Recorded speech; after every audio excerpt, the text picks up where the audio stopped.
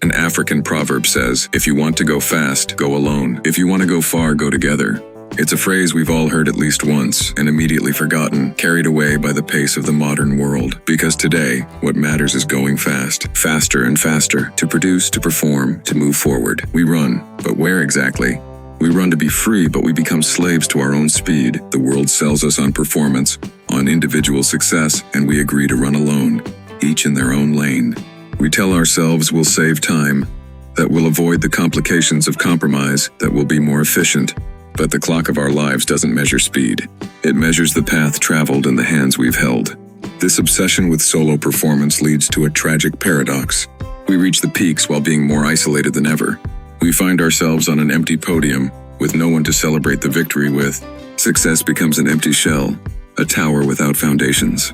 It's the difference between a rocket that burns out in a few minutes and the ascent of a mountain, which is done step by step, with many, by sharing the burden. Think of the stories that have endured through time. They don't speak of loners, but of heroes who built alliances, of friends who stood by each other. The true wealth is connection, the human bond. It's the echo we hear when we share a joy, the hand we find when we go through a trial. These bonds are the invisible foundations of our strength. The story of the trees in the forest is not just a metaphor. It is a law of nature.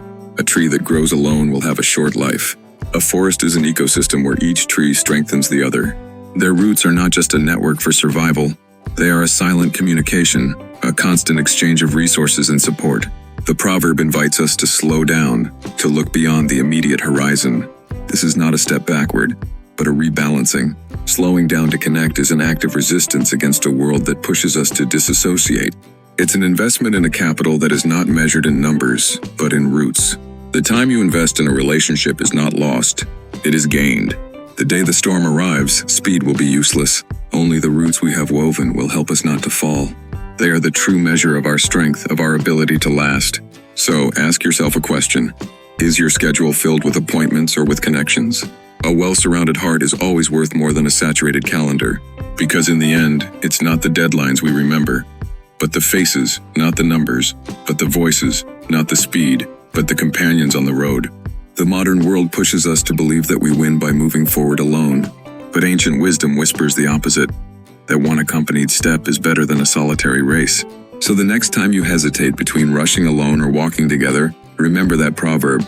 If you want to go fast, go alone. If you want to go far, go together. And ask yourself, do you prefer to arrive quickly or go far? That was today's Chronicle. Don't forget to hit follow. More wisdom is on the way.